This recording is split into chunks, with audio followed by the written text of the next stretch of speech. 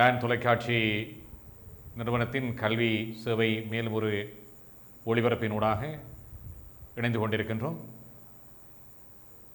இந்த ஒளிபரப்போடு இணைந்து கொண்டிருக்கின்ற அளவையில் மாணவர்களுக்கு அன்பான வணக்கங்களை தெரிவிக்கின்றேன். சென்ற ஒளிபரப்பினூடாக 2019 ஆண்டின் பகுதி 1 வினாத்தாளோடு நாங்கள் இணைந்து 25 வினாக்களுக்குரிய விடைகளை அவதானித்திருந்தோம். மேலும் 25 வினாக்களை தொடர்ந்து ஏனைய 50 வினாக்கள் 26 தொடக்கம் 50 வினாக்களுக்கான விடைகளை இன்றைய இந்த நிகழ்வினூடாக நாங்கள் விரிவாக ஆராய இருக்கின்றோம். இணைந்து கொண்டிருக்கின்ற மாணவர்கள் 2019 பகுதி 1 வினாத்தாளை நீங்கள் கைகளில் எடுத்துக்கொண்டு இந்த விளக்கங்களோடு நீங்கள் ஊகித்த விடைகளையும் ஒப்பிட்டு மேலதிகமான விளக்கங்களை பெற்றுக்கொள்ளுமாறு கேட்டுக்கொள்கின்றேன். அந்த வகையில் நாங்கள் இப்போது 26வது வினாவை அவதானித்துக் கொள்ளுங்கள். ஹூக்ஸ் லா விதியின்படி சுருளி அல்லது வடம் ஒன்றின் நீட்சி பிரயோகிக்கப்படுகின்ற விசைக்கு நேர் விகித சமனாகும். பிரயோகிக்கப்பட்ட விசை, நீட்சி ஆகியவற்றை வரைவொன்றில் காட்டினால் அதன் தோற்றம் பின்வருவனவற்றுள் எதுவாக அமையும்?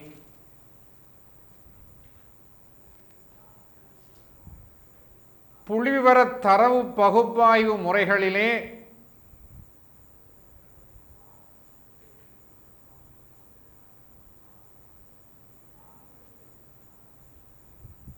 இணைவாக்க அளவீடுகள்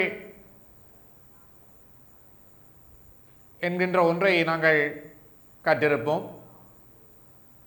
தரவு பகுப்பாய்வு முறைகள், மைய நாட்டு அளவீடுகள், விலகல் அளவீடுகள், இணைவு அளவீடுகள் என நாங்கள் 3 வேறு பிரிவுகளுக்குள்ளே அவற்றை அவதானித்துக் கொள்ள முடியும்.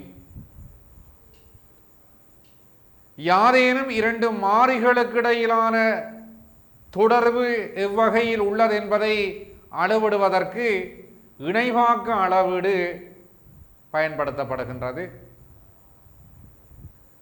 இது நேரிணைவு, எதிரிணைவு, பூச்சிய இணைவு என்ற அடிப்படையில் நோக்கப்படும். ஒரு மாறி அதிகரிக்கின்ற போது பிறிதொரு மாறியின் அளவும் அதிகரித்து செல்வது நேர் இணைவு அல்லது நேர் தொடர்பாக்கம், நேர் ஒப்புமை தொடர்பு என்ற வகையிலே நோக்கப்படுகின்றது. விலை அதிகரிக்கின்ற போது நிரம்பல் தொகையும் அதிகரிக்கும். வில் இழுக்கப்படுகின்ற அல்லது வடம் இழுக்கப்படுகின்ற நீட்சியானது நிறை அதிகரிப்பு வீதத்தோடு நேர்விகித அடிப்படையிலே தொடர்படும். இந்த வகையில் நீங்கள் சிந்தித்து அந்த நேர் தொடர்பானது வரைவினுடைய மைய புள்ளியில் இருந்து மேல் நோக்கி செல்வதாக இருக்கும்.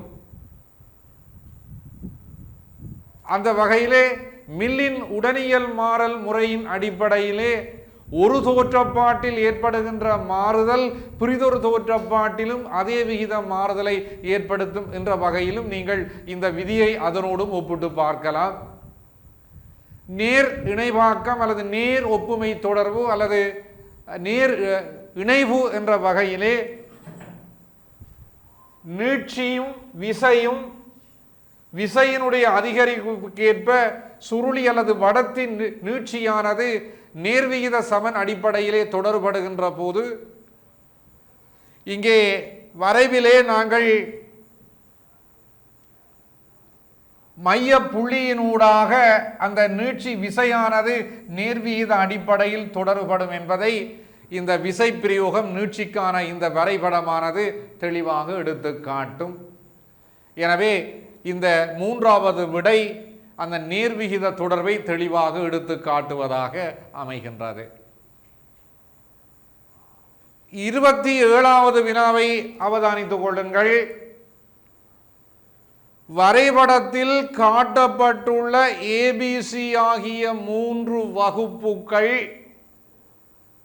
இந்த 3 வகுப்புக்குள்ளே எடுத்துக்கொண்டால் இடைவெட்டு வகுப்பிலே சில அங்கத்துவங்கள் உள்ளடக்கப்பட்டிருக்கின்றன.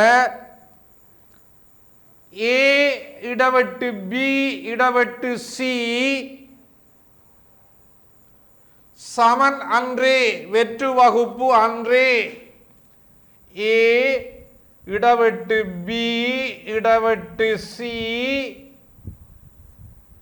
சமன் வெற்று வகுப்பு அன்று, சூனியத்துடை அன்றே என்பது இந்த வரைவில் காட்டப்பட்டிருக்கின்றது. எனவே சில வெறுமையானவை, எதுவும் வெறுமையானவை அல்ல. ஒன்று சேர அவை உரையாடல் உலகினை நிராகரிக்கவில்லை. வகுப்புகள் வெறுமை அல்லாதவை என்பதை தீர்மானிக்க முடியாது. அனைத்தும் வெறுமையானவை. எனவே இங்கே சில அங்கத்துவங்கள் உள்ளடக்கப்பட்டிருக்கின்ற வகையிலே ஏபிசி வகுப்புல அங்கத்துவம் இருக்கிறதால ஏ வகுப்போ பி வகுப்போ சி வகுப்போ எதுவுமே வெறுமை வெற்று வகுப்பு அன்று, சில அங்கத்துவங்கள் உள்ளடக்கப்பட்டுள்ளது என்ற வகையிலே இரண்டாவது விடை எதுவும் வெறுமையானது அல்ல என்ற விடையானது அந்த 27வது வினாவுக்குரிய பொருத்தமான விடையாக அமைகின்றது. அடுத்த வினாவை பாருங்கள். 28வது வினா. கலீலியோவின் விதி அனுபவ பொதுமையாக்கமாக அமைகின்ற அதேவேளை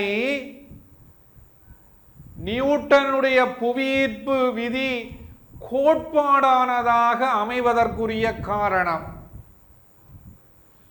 விதி ஒரு அனுபவ பொதுமையாக்கமாக அமைகின்றது. ஆனால் புவியீர்ப்பு கோட்பாடு, புவியீர்ப்பு விதியானது ஒரு கோட்பாட்டு ரீதியானதாக நோக்கப்படுகின்றது. ஏனென்றால் இந்த புவியீர்ப்பு கோட்பாட்டின் ஊடாக கலீலியோவினுடைய விதி விளக்கப்படுகின்றது. இவை தனிநேர்வுகளை விளக்கும் அதேவேளை கலீலியோவுடைய விதி நியூட்டனுடைய புவியீர்ப்பு கோட்பாடானது கலீலியோவுடைய விதி கெப்லருடைய விதிகளை விளக்குகின்ற விளக்கங்களாக இருக்கும். இந்த விதி நேர்சோதனைக்குட்படுத்தப்படுகின்றது. ஆனால் நியூட்டனுடைய புவியீர்ப்பு கோட்பாடானது நேரல் சோதனைக்கு உட்படுத்தப்படுகின்றது. ஏனென்று சொன்னால் இந்த கலீலியோவுடைய விதியானது கோட்பாடு, அங்கே உள்ளடக்கப்படுகின்ற எண்ணக்கருக்கள் கலீலியோவுடைய விதி நேரடியாக புலக்காட்சிக்குட்படுவதில்லை, கோட்பாட்டு பொருளுடையவை அல்ல. ஆனால் நியூட்டனுடைய புவியீர்ப்பு கோட்பாடு அவதானிக்கப்படக்கூடிய புலக்காட்சிக்கு உட்படுத்தக்கூடிய எண்ணக்கருக்களை கொண்டிருக்கிறதால அது கோட்பாட்டு பொருளுடைய நேரல் சோதனைக்கு உட்படுத்தப்படுகின்றது. எனவே இந்த விதி கலியோட விதி பொதுமையாக்கமே அன்றி கோட்பாடு அல்ல. நியூட்டனுடைய விதி ஏன் கோட்பாடாக இருக்கின்றது என்று சொன்னால், நியூட்டன் விதி நேரடியாக அவதானிக்க முடியாத எண்ணக்கருக்களை கொண்டுள்ள அதே வேளை கலீலியோட விதி அவ்வாறு கொண்டிருக்கவில்லை. அப்ப கோட்பாட்டு பொருளுடைய விதிகள் நேரல் சோதனைக்கு உட்படுத்தப்படும், புலக்காட்சிக்கு உட்படுத்த முடியாத எண்ணக்கருக்களை உடையவைதான் கோட்பாடுகள்.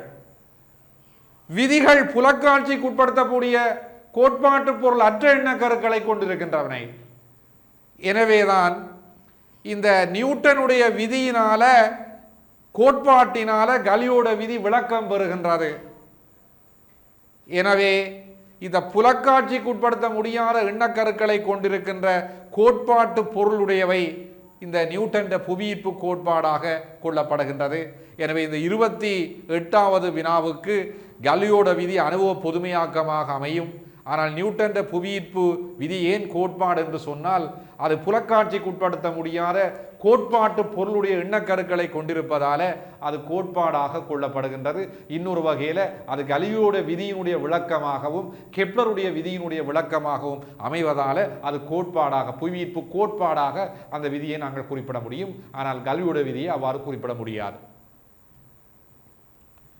அடுத்த வினாவை அவதானித்தீர்கள் என்று சொன்னால் பி உரள் நொட்பி எனும் தேற்றத்தை நிறுவுவதற்கு எந்த விதியை இங்கே பயன்படுத்தி கொள்ள வேண்டும்? டெட்ட மறுப்பு விதி, கூட்டல் விதி, இணைப்பு விதி, மறுத்து விதித்தல் விதி, மறுத்து மறுத்தல் விதி. இப்போ நாங்கள் இதை ஒரு தேற்றத்தை நிறுவி பார்த்தோம் என்று சொன்னால் எங்களுக்கு இந்த விடை கிடைக்கும். பி உரழ்வு நொட்பி இந்த தேற்றத்தை நாங்கள் நிறுவுகின்ற போது இதை காட்டுக என எழுதுகிறோம். இதனுடைய மறுப்பை நீரல் பெருகைக்கான எடுகோளாக எடுக்கிறோம். இதில் பிய நாங்கள் துணைப்பெருகையில எடுகோளாக எடுத்தால் காட்டுகேன, துணைப்பெருகைக்கான எடுகோளாக எடுத்தோம் என்று சொன்னால் காட்டுகேன, நொட்பி நீரல் பெருகைக்கான எடுகோளாக கொள்ளப்படும்.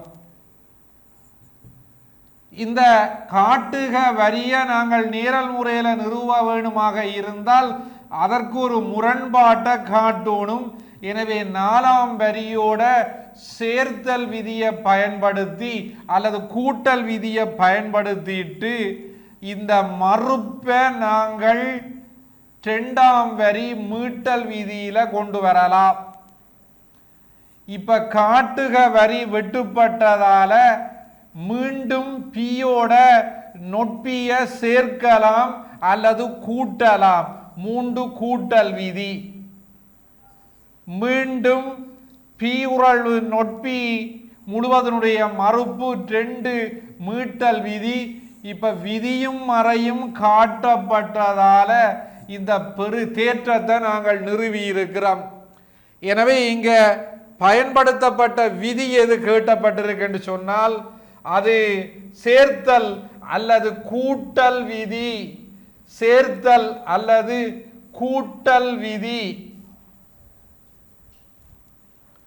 இதை மாணவர்கள் நீங்கள் அவதானிக்கலாம். இங்க சேர்த்தல் விதியும் மீட்டல் விதியும் தான் பயன்படுத்துகிறோம். வேறு எந்த விதிகளையும் நாங்கள் இங்க பயன்படுத்த இல்லை.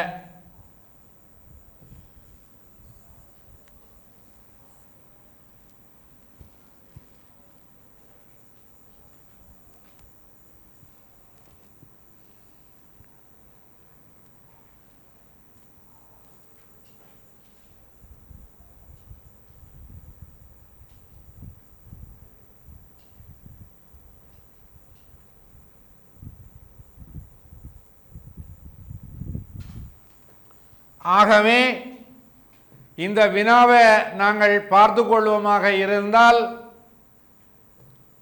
இங்க பி உரழ்வு நொட்பி என்ற தேற்றத்தை நிறுவுவதற்காக கீழே பயன்படுத்தப்பட்டுள்ள எந்த விதியை நாங்கள் கொள்ளலாம் என்று சொன்னால் டெட்ட மறுப்பு விதி, கூட்டல் விதி, இணைப்பு விதி, மறுத்து விதித்தல் விதி, மறுத்து மறுத்தல் விதி. அங்கே கூட்டல் அல்லது சேர்த்தல் விதியை பயன்படுத்தி இருக்கிறோம். ஆகவே 2வது விடை அந்த 29வது வினாவுக்குரிய விடையாக அமையும். 30வது வினா அகஸ்ட் காம்டேயின் அறிதலின் அடிப்படையில் அறிதல் பற்றிய கோட்பாட்டை கருத்தை முன்மொழிந்த அகஸ்ட் காம்டேயினுடைய அறிவு பரிணாமத்தை 3 சந்தர்ப்பங்களாக அவர் வகைப்படுத்தி நோக்கி இருக்கின்றார். அது இறையியல், பௌதீக அதீதம், யதார்த்தம் என்பதாக இருக்கும். இறையியல் பௌதீக அதீதம் யதார்த்தம் என்பதாக அந்த அறிவு பரிணாமத்தை கொண்டே 3 சந்தர்ப்பங்களாக நோக்கி இருக்கின்றார்.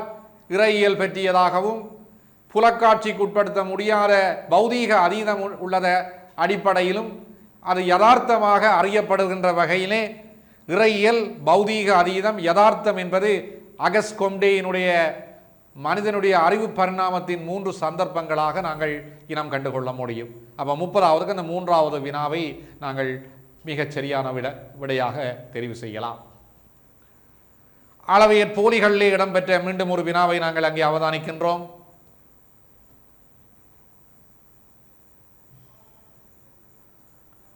எந்த போலியினை பொருந்தா முடிவு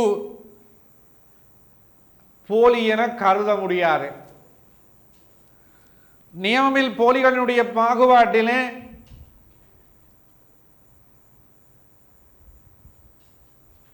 பொருந்தா முடிவு அல்லது ஒருங்கிசையா தொகுத்தறி போலிகள்,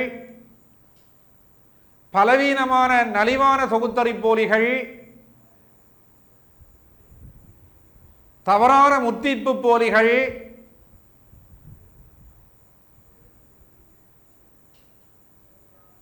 இருபொருட்போலிகள், கூறியது கூறான மொழி சார்ந்த போலிகள் என்று நாங்கள் பல போலி வகைகளை பார்க்கலாம்.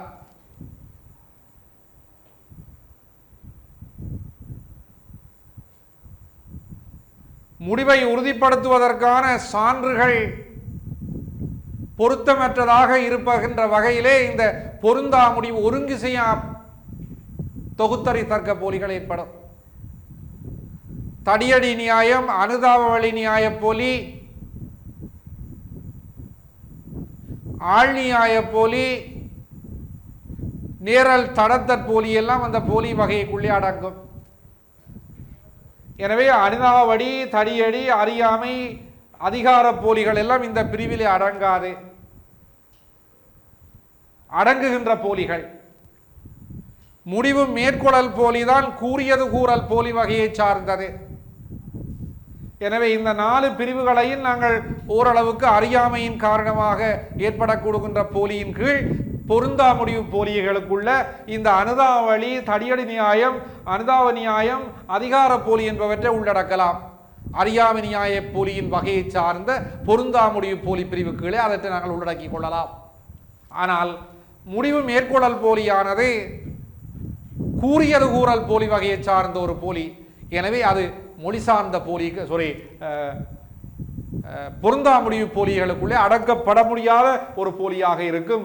நிரூபணம் வேண்டி நிற்கின்ற கூற்றொன்று நிரூபணமின்றி முடிவாக கூறப்படுவதால், வெளிப்படை உண்மையாக ஏற்றுக்கொள்ளப்படுவதால் ஏற்படுகின்ற போலியாக இதை நாங்கள் கருதி கொள்ளலாம். எனவே எந்த போலி பொருந்தா முடிவு போலியில் இடம்பெறாது என்று சொன்னால் முடிவு மேற்கோளல் போலி, ஏனைய போலிகள் அந்த பிரிவுக்கு இடம்பெறக்கூடிய போலிகளாக இருக்கும். 32வது வினா, இயற்கை விஞ்ஞான ஆய்வோடு ஒப்பிடும்போது சமூக விஞ்ஞானங்களில் நிகழ்த்தப்படுகின்ற ஆய்வுகளின் வரையறை தன்மையாக அமைவது பின்வருவனவற்றுள் எந்த விடயம் அவற்றுக்கு பொதுவாக இடம்பெற அமையலாகும்? அப்ப இயற்கை விஞ்ஞான ஆய்வுகள், சமூக விஞ்ஞான ஆய்வுகள் வரையறைத்தன்மையுடையதாக ஒப்பிடுகின்ற போது வரையறைத்தன்மை கொண்டதாக இருப்பதற்கு எந்த விடயம் அவற்றுள் பொதுவாக இடம்பெறவில்லை? 2 பரப்பு அறிவியல் பரப்புகளும் பல விடயங்களில் ஒத்திசைவாக இருந்தாலும் ஒரு குறிப்பிட்ட அடிப்படையிலே அவை வரையறை தன்மையுடையதாக எந்த விடயம் பொதுவாக அவற்றுக்குள் இடம்பெறவில்லை என்று பார்ப்போமாக இருந்தால், அனுபவ ரீதியான ஆய்வுகள் 2 துறைகளுக்குமே சாத்தியமான ஒன்று. அனுபவ ரீதியான ஆய்வுகள் அது அவதானமாக இருக்கலாம், பரிசோதனை இருக்கலாம், அது 2 விஞ்ஞானங்களுக்கும் பயன்படுகின்றன. விஞ்ஞான ரீதியான ஆய்வுகள், கோட்பாட்டு ரீதியான ஆய்வுகள், புறவயமான ஆய்வுகள் இயற்கை சமூக விஞ்ஞானங்களில் ஏற்றுக்கொள்ளப்பட்டாக இருந்தாலும் இயற்கை விஞ்ஞானங்களில் பரிசோதனை சார் ஆய்வுகள் சாத்தியமானது போன்று சமூக விஞ்ஞானங்களிலே உளவியல் தவிர்ந்து ஏனைய விஞ்ஞானங்கள், சமூக விஞ்ஞானங்கள் பரிசோதனையை பயன்படுத்துவதில்லை. எனவே இந்த விடயம் அவற்றுள் பொதுவாக இடம்பெறவில்லை என்று சொன்னால் இயற்கை விஞ்ஞானங்களில் பரிசோதனை சார் ஆய்வுகள் பயன்படுகின்றன, சமூக விஞ்ஞானங்களில் பரிசோதனை சார் ஆய்வுகள் பயன்படுத்தப்படவில்லை. எனவே இந்த பரிசோதனை சார் ஆய்வுகள் இயற்கை சமூக விஞ்ஞானங்களோடு ஒப்பிடுகின்ற இடத்து அவற்றுள் பொதுவாக இடம்பெறாத ஒரு விடயமாக நாங்கள் கொள்ளலாம். இந்த பரிசோதனை இடம்பெறாமை தான் சமூக விஞ்ஞானங்களுடைய பலவீனத்துக்கும் புறவயத்தன்மையினுடைய தரவான முடிவுகளை பெறுவதற்கும் உரிய பலவீனத்தை ஏற்படுத்துகின்ற ஒன்றாக நாங்கள் கருதி கொள்ளலாம். 33வது வினா, பட்டதாரிகள் மட்டுமே தளர்த்தியான மேலங்கி அணிவர் FA பட்டதாரி, GA தளர்த்தியான மேலங்கி அணிபவர் எனும் சுருக்க திட்டத்தை பயன்படுத்தி இந்த பயனிலைத்தர்க்க வாக்கியத்தை எடுப்பை அளவுரியப்படுத்தப்பட்ட எடுப்பை எவ்வாறு குறியீட்டாக்கலாம் செய்யலாம் என்று சொன்னால், பட்டதாரிகள் மட்டுமே தளர்ந்த மேலங்கி அணிபவர் என்று சொன்னால் தளர்ந்த மேலங்கி அணிபவர்கள் எல்லோரும் பட்டதாரிகள். ஆகவே அதற்குரிய குறியீட்டாக்கம் எப்படி இருக்கும் என்றால் நிறைய அளவாக்கம் GX உட்கிடை FX.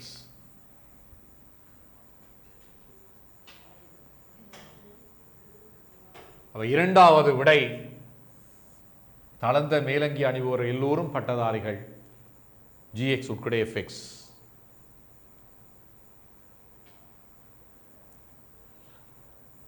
முப்பத்தி 4வது வினாவை அவதானியுங்கள். விஞ்ஞான பொதுமையாக்கத்தின் பின்வருவற்றுள் எந்த பண்பு தொடர்பாக உய்த்தறி முறையிலின்படி செயன்முறை ஒன்று முன்வைக்கப்படுகின்றது? விஞ்ஞான பொதுமையாக்கத்தின் பின்வரும் எந்த பண்பு தொடர்பாக உய்த்தறி முறையியலின்படி செயன்முறை ஒன்று முன்வைக்கப்படுகின்றது? அந்த வகையிலே விஞ்ஞான பொதுமையாக்கத்தினுடைய பண்பு, பொதுமையாக்கமானது எளிமையானதாக, எதிர்வு கூறக்கூடியதாக, சோதிக்கக்கூடியதாக, விதிகளினுடைய விளக்கங்களாக அமைந்திருக்கும். ஒரு பொதுமையாக்கத்தினால் நிகழ்வது அது தனி நேர்வுகளை விளக்கும், விதிகளை விளக்கும், சோதிக்கக்கூடியது, எதிர்வு கூறக்கூடியது. எனவே இந்த பொதுமையாக்கத்தின் எந்த பண்பு உய்த்தறி முறையிலின்படி செயன்முறை ஒன்று முன்வைக்கப்படுகின்றது என்று சொன்னால் அது சோதிக்கக்கூடியது என்ற அர்த்தத்தை அங்கே வெளிப்படுத்தி நிற்கும். சோதிக்கக்கூடியதாக இந்த உய்த்தறி முறையியலின் அடிப்படை செயன்முறை பண்பானது பொதுமையாக்கத்தினுடைய பண்போடு நாங்கள் ஒத்திசைவானதாக கொள்ள முடியும். நீங்கள் பார்த்தீங்கன்னா உய்த்தறி முறையியல்ல 2 வகையான வாய்ப்பு பார்த்தல் முறைகளை நாங்கள் பயன்படுத்துவோம். அது உய்த்தறி வாய்ப்பு பார்த்தல் வாதம் கால் கெம்பலினுடையது. உய்த்தறி பொய்ப்பித்தல் வாதம் ஏச்சுக்குடப்பி நொட்பி ஆகவே நொற்றேச் என்கின்ற போது இது பொய்ப்பித்தல் முறையியல், இது வாய்ப்பு பார்த்தல் முறையியல். இரண்டும் கருதுகோளின் எதிர்வு கூறல்களை சோதனைக்குட்படுத்துகின்றது. எனவே அந்த சோதனைக்குட்படுத்துகின்ற பண்பு பொதுமையாக்கத்துக்குரிய பண்பாக நாங்கள் இங்கே கண்டுகொள்ள முடியும். P Q என்ற குறியீட்டு வாக்கியத்திற்கு தர்க்க ரீதியாக சமனாக அமைந்த ஒரு குறியீட்டு வாக்கியம் இதென்று கேட்கப்பட்டிருக்கு.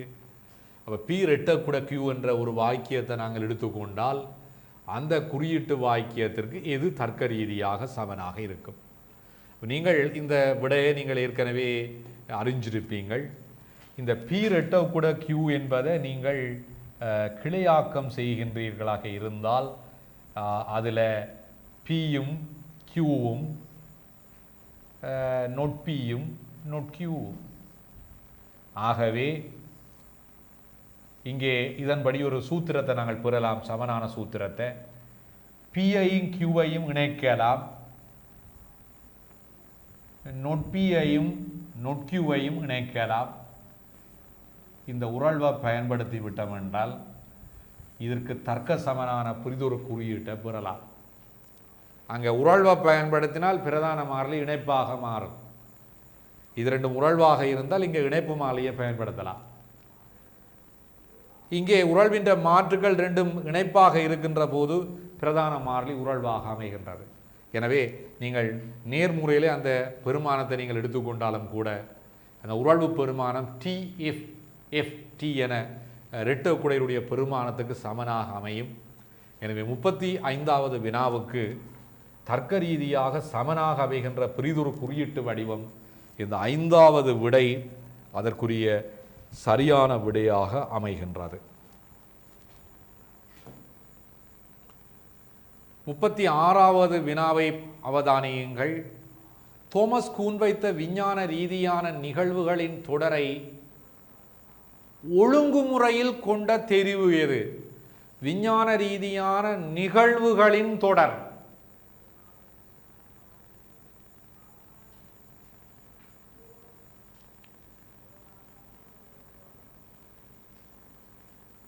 அப்ப பாருங்கோ, ஒரு கட்டளை படிம மாற்றம் என்று தோமஸ் கூன் கருதுகின்ற போது சடுதியாக கட்டளை படிம மாற்றம் நிகழ்வதில்லை.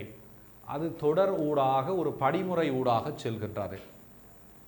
இங்கு கேட்டப்பட்டது விஞ்ஞான ரீதியான நிகழ்வுகளின் தொடரை ஒழுங்குமுறையில். எனவே கட்டளை படிவ உருவாக்கத்துக்கு முள் உள்ள விஞ்ஞானம் முன் விஞ்ஞானம் எனப்படும்.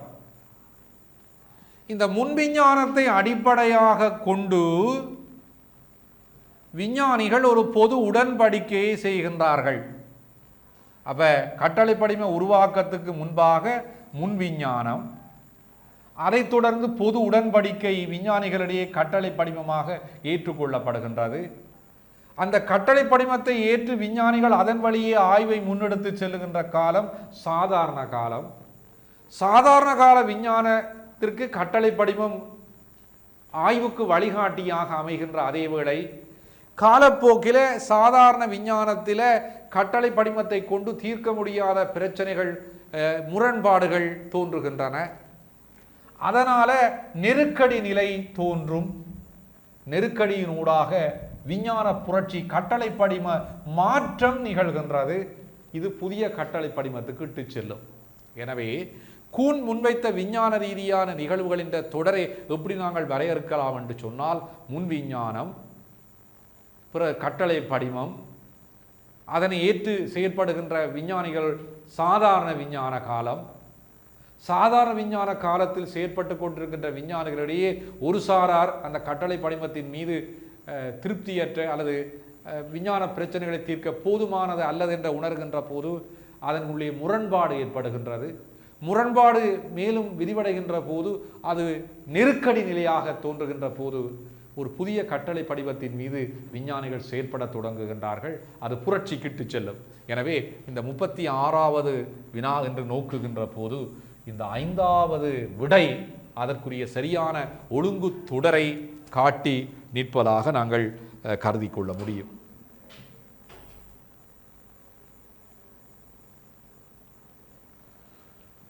இந்த புள்ளிபரவியல் தரவு பகுப்பாய்வு முறையிலே மைய நாட்ட அளவீடுகள் ஒரு எண் பரம்பலினுடைய மைய போக்கினை அளவிடுவதற்கு உதவுகின்ற அளவீட்டு முறைகளாக இருக்கும். இதில் இடை, இடையம், ஆகாரம் என்ற 3 மைய நாட்டு அளவீடுகள் காணப்படுது. பரம்பல், எண் பரம்பல் ஒன்றினுடைய உறுப்புகளின் பெருமானங்களுடைய மொத்த கூட்டுத்தொகையை உறுப்புகளுடைய எண்ணிக்கையால் வகுக்க வருவது இட. எண் பரம்பல் ஒன்றை ஏறு வரிசை அல்லது இறங்கு வரிசையிலே ஒழுங்குபடுத்தியக்க நடு உறுப்பு இடையம். எண் பரம்பல் ஒன்றில் அநேக தடவை அமைந்து வருகின்ற எண் உறுப்பு ஆகாரம். எனவே முதலாவது பரம்பலை எடுத்துக்கொண்டால் அதில் அநேக தடவை அமைந்து வருகின்ற எண்ணுறுப்பாக நாங்கள் எதை கருதலாம் என்றால், ஏனையதை விட பாருங்கோ, 5 தடவைகள் அங்கே அமைந்திருக்கின்றது. 5 என்ற எண்ணுறுப்பானது 5 தடவைகள் அமைந்திருக்கின்றது. எனவே 37வது வினா ஏ என்பதில் 5 ஆகாரமாக அமையும். அடுத்த தரவு தொகுதி எடுத்தால் 3, 5, 7, 9, 1, 11, 18, 22. இதில் ஆகாரம் இல்லை. எல்லா உறுப்புகளும் ஒரு பரிமாணம், இரு பரிமாணம், பல்பரிமாணம் என ஆகாரம் இருக்கும். ஆகாரமற்ற எண் பரம்பலும் இருக்கும். எனவே அது ஆகாரம் இல்லை. அடுத்து எடுத்துக்கொண்டால் 2 3 3 4 3 6 7 8 8 3. எனவே அங்கே பார்த்தீங்க என்று சொன்னால், அங்கே பார்த்தோம் என்று சொன்னால் 3 1 தரம் 2 தரம் 3 தரம் 4 தரம் அமைந்திருக்கு.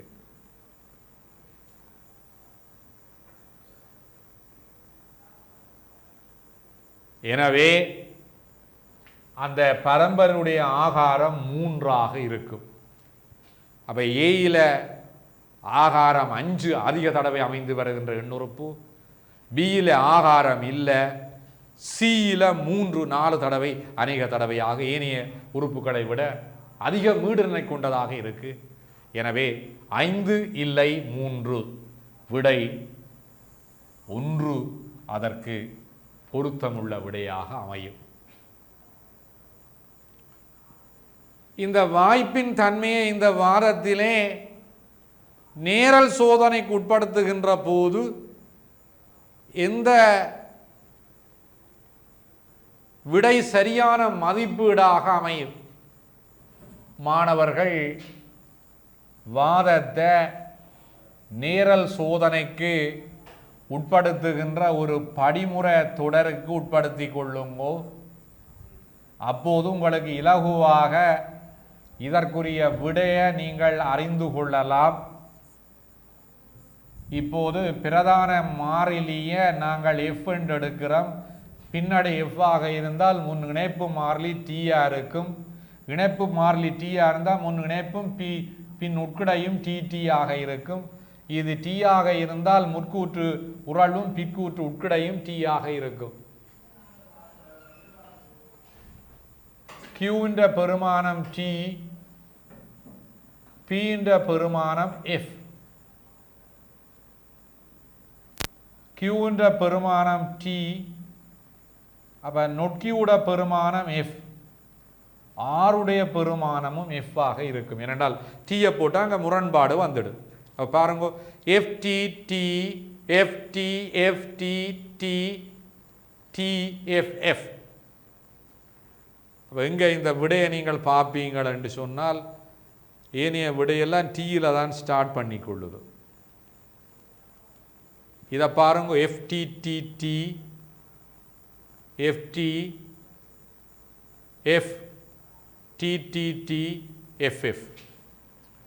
இந்த விடையோட பொருந்தி இருக்கு பாருங்க.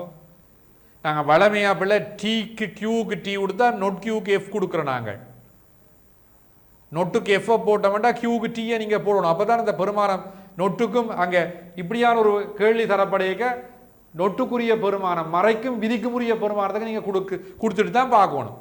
இல்லாட்டி இந்த கியூக்குரிய டி வராது. அப்போ நொட் கியூ எஃப் ஆக கியூ டியாக இருந்தால் நொட் கியூ டியாக இருந்தால் நொட் கியூன்ற பெருமானம் எஃப். அப்போ கியூக்கும் நொட்டுக்கும் இப்படி பெருமானத்தை கொடுங்க.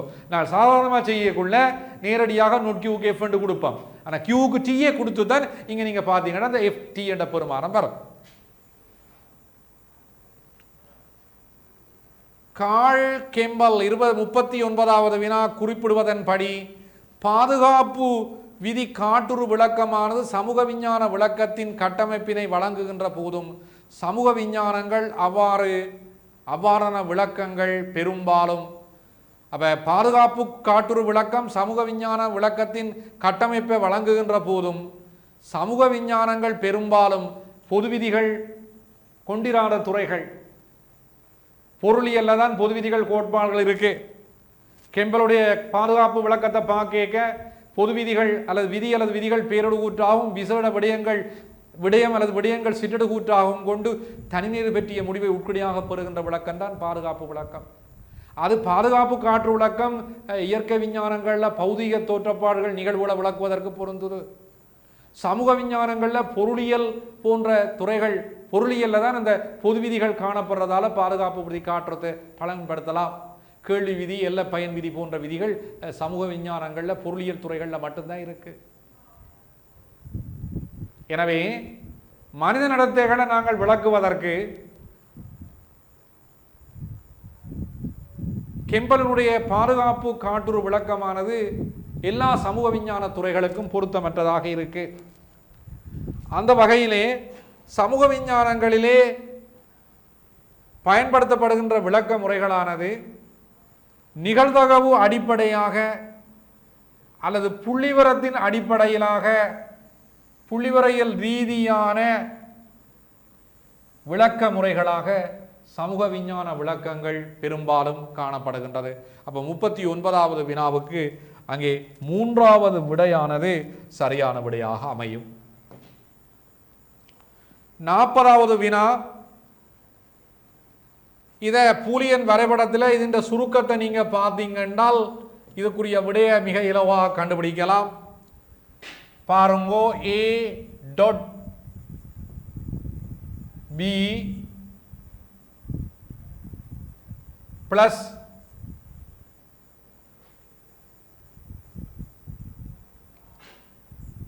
A dot B bar plus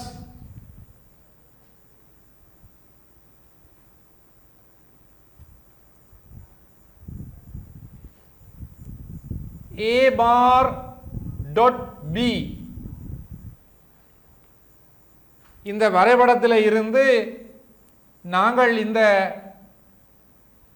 அச்சரகணித விதி கோவையை உருவாக்கி இருக்கிறோம். A dot B plus A dot B bar plus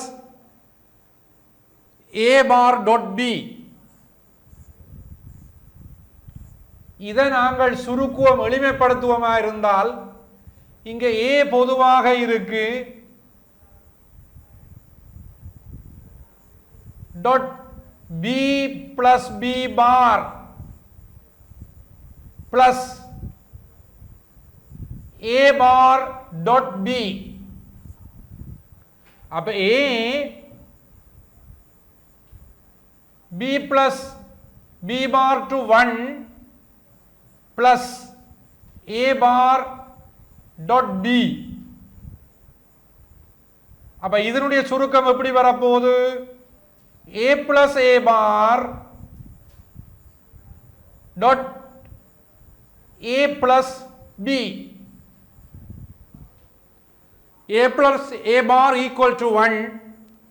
ஆகவே இந்த வெளிப்பாடு எளிமைப்படுத்துகின்ற போது A பிளஸ் B என்பது விடையாக பெறப்படுகிறது. A பிளஸ் B என்பது அதற்குரிய அந்த தர்க்க வரைபடத்தினுடைய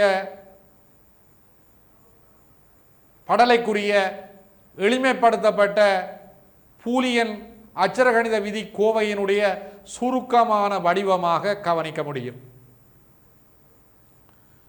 நெப்டியூன் கண்டுபிடிக்கப்பட்டதன் மூலம் உறுதி செய்யப்பட்டது யானெனில் யுரேனஸின் பயணப்பாதையில் பயன்படுத்தப்பட்ட ஆரம்ப தரவுகள். 41வது வினா, யுரேனஸின் பயணப்பாதையில் பயன்படுத்தப்பட்ட ஆரம்ப தரவுகள் தான் நெப்டியூன் கண்டுபிடிக்கப்பட்டதன் மூலம் உறுதி செய்யப்பட்டது. அனைத்தும் உண்மையானவை அல்ல, பொய்யானவற்றை கொண்டிருந்தவை என்பது, தொடர்புடைய தரவுகள் அனைத்தும் கருத்தில் கொள்ளவில்லை என்பது, தொடர்பட்டது அல்ல என்பது, போதுமான அளவிற்கு துணைக்கருதுகளுடன் இணைந்திருக்கவில்லை என்பது. எனவே நெப்டியூன் கண்டுபிடிக்கப்பட்டதன் மூலம் உறுதி செய்யப்பட்டது யானெனில் யுரேனஸின் பயணப்பாதையில் பயன்படுத்தப்பட்ட ஆரம்ப தரவுகள் அனைத்தும்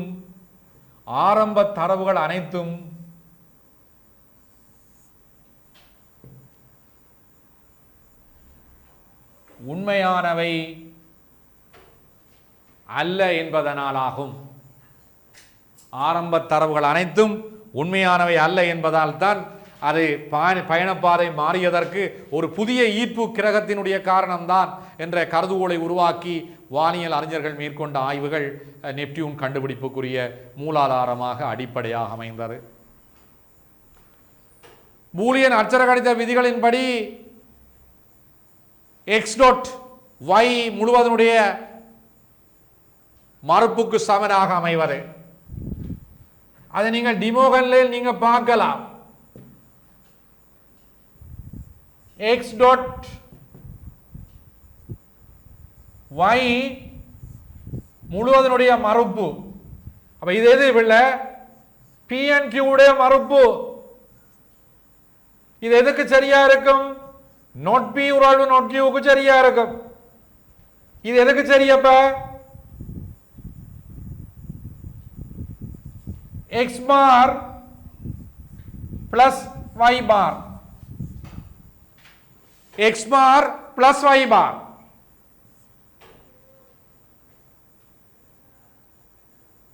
அப்ப PNQ உடைய மறுப்பு நோட் P உராழ்வு நோட் Qக்கு சமனாக இருந்தால் டாட் வந்து இணைப்புக்குரியதாக இருக்கு. XY டாட் முழுவதனுடைய மறுப்பானது X பார் பிளஸ் Y பாருக்கு சமனாக இருக்கும்.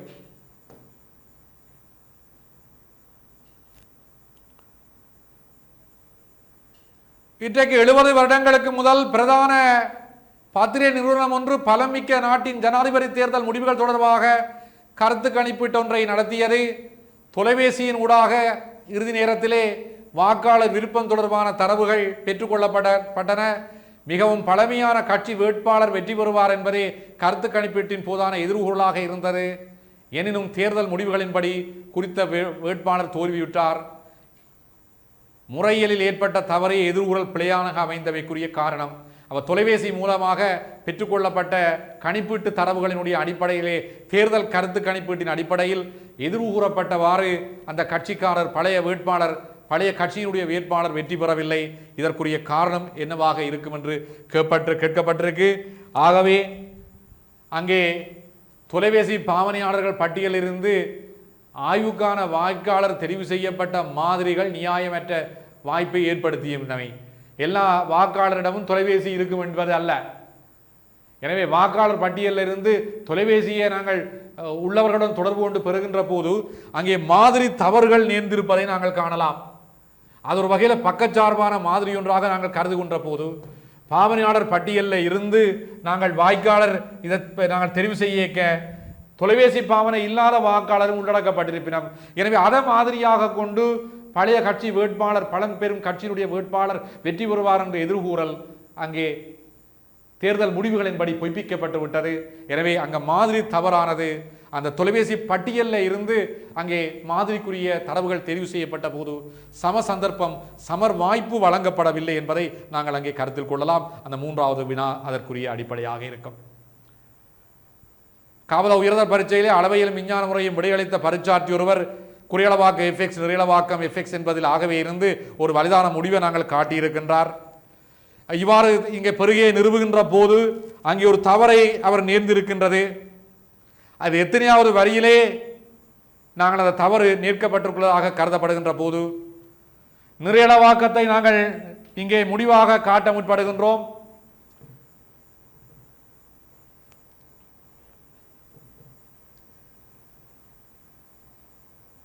அவை இங்கே இந்த வினாவை நாங்கள் அவதானித்துக் கொள்வோமாக இருந்தால் இந்த நிறையளவாக்கம் என்ற அந்த முடிவில் இருந்து நாங்கள் நிறுவி காட்டுவதற்காக குறையளவாக்கம் எஃப்எக்ஸ் எடுகூற்றொன்றிலிருந்து குறை தனியனாக்கத்தின் ஊடாக எஃப்ஐ என்ற தனிமைப்படுத்தல் விதிக்கு அமைவாக நாங்கள் முடிவை பெற்றுக்கொள்ளுகின்ற போது நிறைய அளவாக்கத்தை காட்டுவதற்காக குறை தனிமையாக்கத்தை நாங்கள் முடிவாக பெற்று அதனுடைய அடிப்படையிலே நிறைய அளவாக்கத்தை நிறுவ முற்படுவது இங்கே மூன்றாம் வரியிலே ஒரு தவறை ஏற்படுத்துகின்ற வகையில் அந்த மூன்றாவது வரியிலே முதலாவது தவறு இடம்பெற்றிருப்பதாக நாங்கள் கருதி கொள்ளலாம்.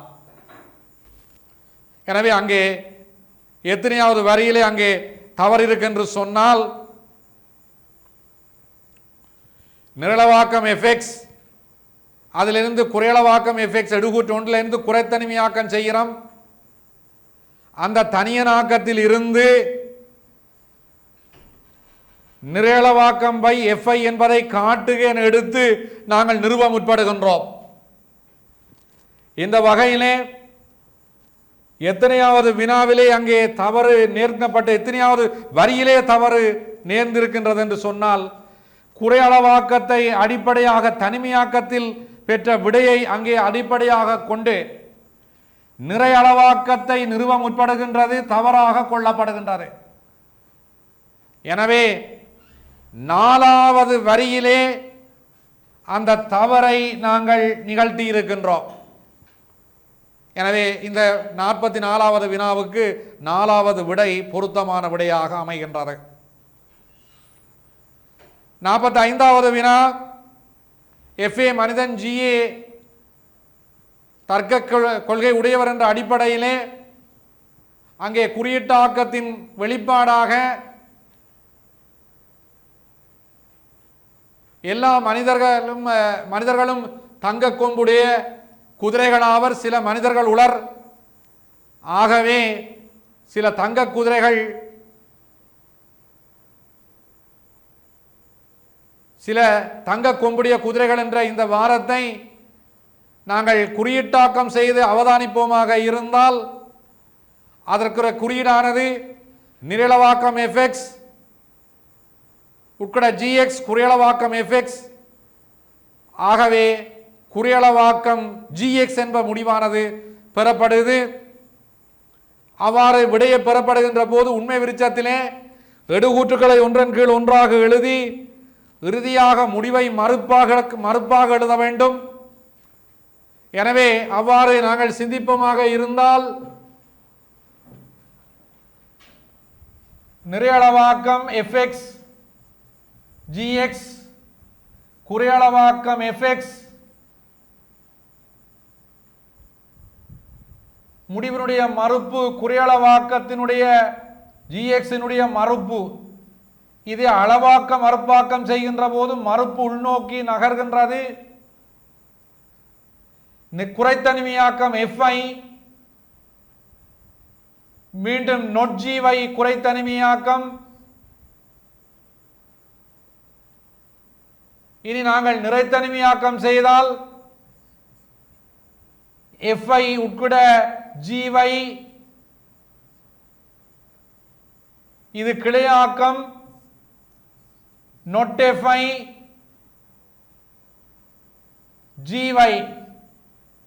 GY not GY வெட்டுப்படுது, FI not Y வெட்டுப்படுது. எனவே 5வது விட சரியான விருட்ச வரைவாக அங்கே காட்டப்படுகின்றது.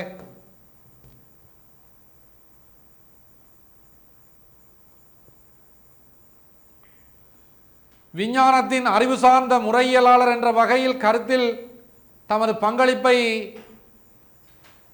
வழங்குகின்ற வகையிலே 46வது வினா, விஞ்ஞானவரின் வளர்ச்சி கிடையான வளர்ச்சி தன்மையை கொண்டது. விஞ்ஞான அறிவின் அடுத்த கொள்கை தொடர்ச்சியற்றவை. சார்வாரிகளின் நோக்கிலே அவதான மொழியானது கோட்பாட்டு தன்மை உள்ளடக்கத்தை கொண்டது. அதாவது புலக்காட்சிக்கு உட்படுத்த முடியாத எண்ணக்கருக்களை கொண்ட கோட்பாட்டு உள்ளடக்க தன்மையை கொண்டது. 46வது வினாவுக்கு 3வது விடை பொருத்தமான விடையாக அமைகின்றது. பின்வருவனவற்றுள் எது ஒரு பகுப்பு வாக்கியம்? எழுவாய் கூறப்பட்டவர்கள் மீண்டும் கூறப்பட்ட விடயத்தை பயனிலை கூறுவதான எடுப்புத்தான் பகுப்பெடுப்பு. எனவே மாலை நட்சத்திரம் ஒரு காலை நட்சத்திரம், சில பிரம்மச்சாரிகள் திருமணமானவர்கள், சூரியன் ஒவ்வொரு காலை பொழுதில் உதிக்கும், பூமி கோளக வடிவானது, அனைத்து மனிதர்களும் இறக்கக்கூடியவர்கள். பகுப்பு பொய்யாக இருக்கு, பகுப்பாய்வு பொய். சில பிரம்மச்சாரிகள் எழுமாய் கூறப்பட்ட விடயம் பயனிலையில் கூறப்படுகின்ற வகையில் அது பகுப்பான எடுப்பாக கொள்ளப்படும். எனவே இது பகுப்பு வாக்கியமாக கொள்ளப்படுகின்றது. 48வது வினா, கண்ணுக்கு கண் பல்லுக்கு பல் சாட்சிய வகையிலே தண்டனைகள் முக்கியம் பெறுகின்றது. தண்டனைகளில் மீள்கட்டமைப்பு வாதம், பயன்பாட்டு வாதம், மறுசீரமைப்பு வாதம், பழிக்கு பழி, தண்டனை கோட்பாடு வாதம், ஒரு செயலை மீண்டும் திருப்பி செய்வது, அதே செயலை ஒத்ததான செயலை மீண்டும் வழங்குவது. இது கடும் விமர்சனைக்கு உட்படுத்தப்பட்ட பழிக்கு பழிவாதம். கண்ணுக்கு கல் பல்லுக்கு பல்லு என்ற வகையில் ஒரு செயலுக்கு திரும்ப அதே எதிரான செயலை செய்கின்ற தண்டனை கோட்பாட்டின் அடிப்படையில் இந்த வாரம் அமைந்திருப்பதாக நாங்கள் சொல்லலாம். தண்டனை பற்றிய கோட்பாடுகளிலே மறுசீரமைப்பு கோட்பாடு, தண்டனை கோட்பாடு, பயன்பாட்டு வாதம், போன்ற பல்வேறு மீள்கட்டமைப்பு வாதம் போன்ற வாத வடிவங்களிலே அங்கே தண்டனை கோட்பாடுகளில் இந்த உண்மையான தண்டனை கோட்பாடாக இந்த பழிக்கு பழி தண்டனை கோட்பாடு அமையும். 49வது வினா, முட்டாளை தவிர வேறெவரும் தற்கொலை செய்ய மாட்டார்கள் என்று உமக்கு தரப்படுமாயின், சோமபாலா என்ற நபர் தற்கொலை செய்து கொண்டார் உமக்கு தெரியுமாயின் உம்மால் எந்த தீர்மானத்துக்கு வர முடியும்? முட்டாள்களை தவிர வேறெவரும் தற்கொலை செய்ய மாட்டார்கள் என்று சொன்னால் தற்கொலை செய்து கொள்ளவர்கள் அனைவரும் முட்டாள்கள். ஆகவே சோமபாலா தற்கொலை செய்கின்றான் என்று தரப்பட்டால், சோமபாலா தற்கொலை செய்துள்ளார் என தரப்பட்டால் சோமபாலா முட்டாள். எனவே முட்டாள்கள் சிலர் உள்ளனர் என்பதுதான் அதனுடைய அர்த்த பரப்பாக முட்டாள்கள் சிலர் உள்ளனர். அதை வெண்விளக்க படத்தில் பார்த்தீங்க என்றால் முட்டாள்களை தவிர வேறுவரும் தற்கொலை செய்ய மாட்டார்கள் மட்டுப்படுத்தப்பட்ட எடுப்பு. சோமபாலா தற்கொலை செய்துள்ளான்.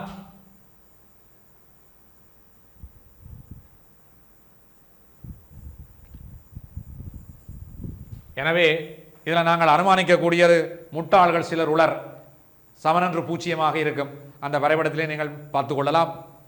இறுதியாக 50வது வினாவை அவதானிப்பீங்களாக இருந்தால், அனைவரதும் ஏற்புடைமைக்கு அமைய இலங்கையில் உலர் வலயத்தில் தாழ்வு பிரதேசங்களில் தோன்றிய கலாச்சாரமானது கடந்த கால உலகின் தொழில்நுட்ப ரீதியில் மிக உயர்ந்த எண்ணக்கருக்களுடன் கூடிய அரிதான உதாரணமாக எதற்கு அமையும் என்று கேட்கப்பட்டிருக்கின்றது.